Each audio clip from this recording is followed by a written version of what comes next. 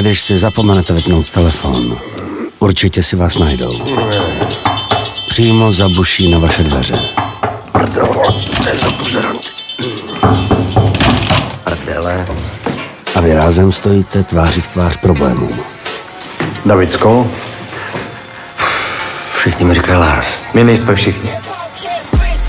Lidi si mě najímají na problémy, se kterými nechtějí moc na světlo. Nebo naopak chtějí, aby na světlo vyšly problémy jiných. Máš na to už jenom 14 dní. Nebo problémy vytvářím. Vy tady vedete dětský oddíl? Víš, že jo, ty buzíku. Podle přání toho, kdo cáluje. Agresivní, ne? Ale teď mám problém já.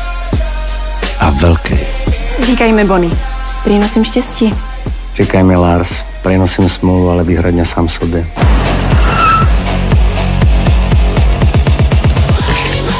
Otevřete, potřebuju s vámi mluvit. Bonnie musí zůstat mimo celou tu záležitost, jasný? On si kvůli vám najít mladšího. Larši, unesli Bonnie. Hotovost neoznačená. Máte na to 3 dny, pak se ozvu. Já vím, že se nám Bonnie líbí, Larsi. Zachraňte ji. Tě zničím. Mě do hajzlu.